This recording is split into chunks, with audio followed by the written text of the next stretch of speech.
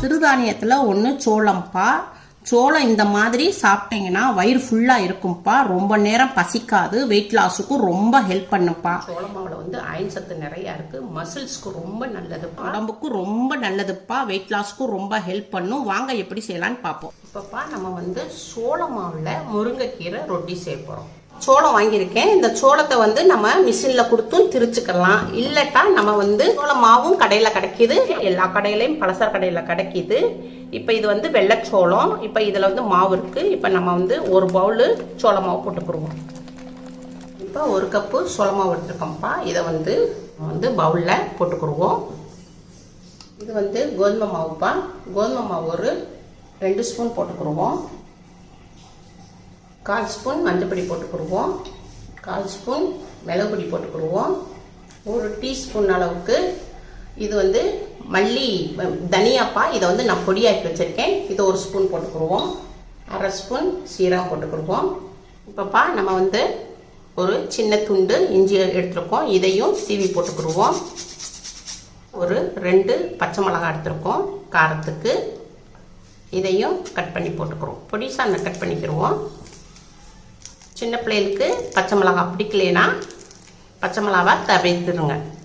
இப்போ நான் ஒரு மீடியமான வெங்காயம் எடுத்துருக்கேன்ப்பா. இதையும் நான் பொடிசாக நறுக்கியிருக்கேன். இதையும் போட்டுக்கிடுவோம்.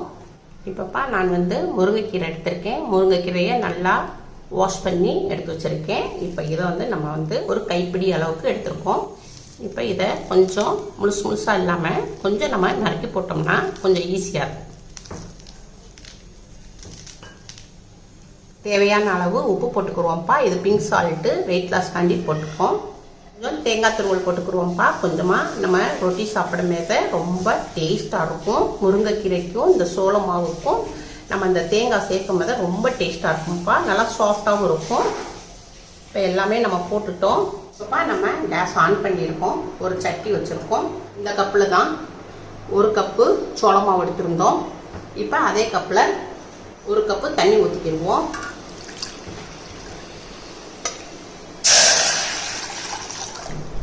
இப்போ தண்ணி வந்து கொதிக்கட்டும். இப்போ இதை வச்சு தான் நம்ம மாவில் ஊற்றி பிசைய போகிறோம். இப்போப்பா நம்ம வந்து இதை எல்லாத்தையும் மிக்ஸ் பண்ணி பிசைஞ்சுக்கிடுவோம். அப்போ தான் நம்மளுக்கு வந்து மாவில் வந்து தண்ணி ஊற்றுற அளவு கிடைக்கும். ஏன்னா வெங்காயத்துலையும் கீரையெல்லாம் தண்ணி இருக்கும். அதெல்லாம் போக தான் நம்ம எக்ஸ்ட்ரா நம்ம தண்ணி ஊற்றி மாவு பிணையணும். இப்போப்பா நம்ம எல்லாத்தையும் மாவு பூரா நல்லா பிசைஞ்சு வச்சுட்டோம். நம்ம கொதிக்க வச்சுருந்தோம் இல்லையா சுடு தண்ணி. இப்போ இதை வந்து நல்லா கொதிக்கிற தண்ணியாக ஊற்றணும். இப்போ வந்து நம்ம மாவில் ஊற்றிக்கிறோம். கொஞ்சம் கொஞ்சமாக ஊற்றிக்கிறணும்.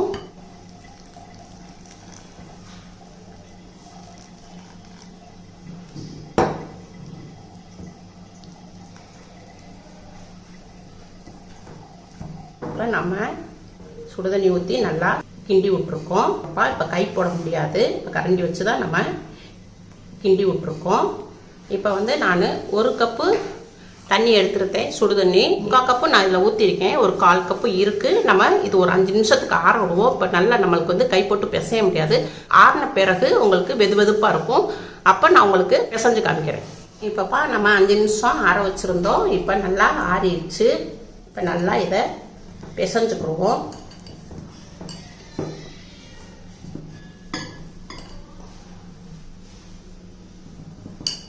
இப்போ நம்ம பிசைஞ்ச மாவை தண்ணி கரெக்டாக இருக்குப்பா. இந்த மாவை இப்படி தனியாக வச்சுக்குவோம். இப்போ இதுகளுக்கு கொஞ்சம் தண்ணி பத்தலை. நம்ம கொஞ்சம் தண்ணி தெளிச்சுக்குவோம்.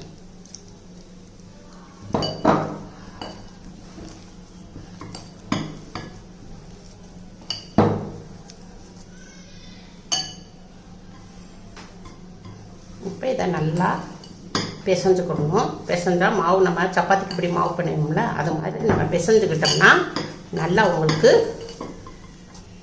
ரொட்டி வந்து சாஃப்டாக கிடைக்கும்.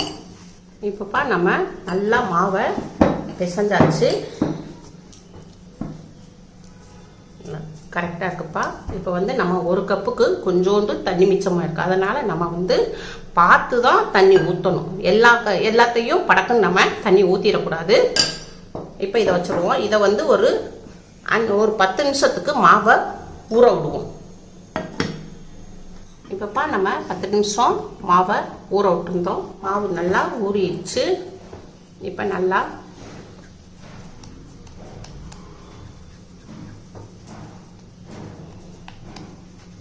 இப்படி உருண்டை போட்டுக்கிடுவோம். இப்போ நம்ம எல்லாமே உருண்டை போட்டு வச்சுக்கிட்டோம்ப்பா.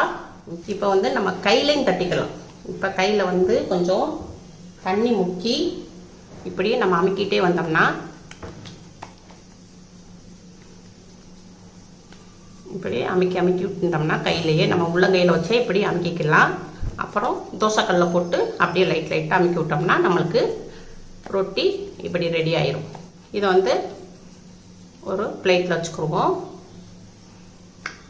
இப்போ அதில் உங்களுக்கு இப்போ அம்மாலாம் இப்போ கையிலே தட்டி போட்டுருவேன். சின்ன பிள்ளைகளுக்கு வந்து கையில் தட்ட வராது. அதனால் அவங்களுக்கு என்ன செய்யலாம்னா இப்படி உருட்டிக்கோங்க.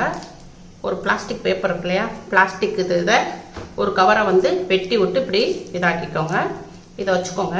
இப்படி வச்சு இப்படி தட்டி விடுங்க. தண்ணி தொட்டுக்கோங்க கையில்.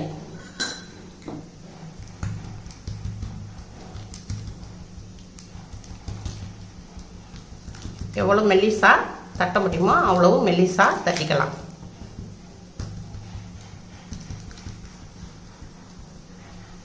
இப்படியே தட்டிக்கிட்டே வாங்க.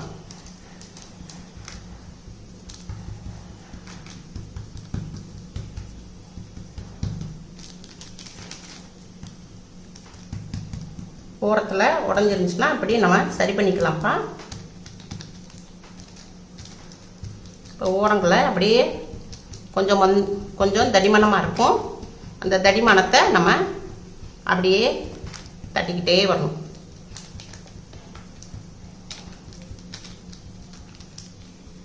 அவ்வளோதான்ப்பா, தட்டிட்டோம்.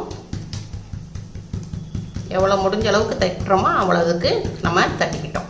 இப்போ நம்ம கேஸ் பக்கம் போயிடுவோம். இப்போப்பா நம்ம வந்து கேஸ் ஆன் பண்ணியிருக்கோம். இப்போ ஒரு தோசை தவா வச்சுருக்கோம். இப்போ இதில் வந்து தவா கொஞ்சம் சூடாகட்டும்.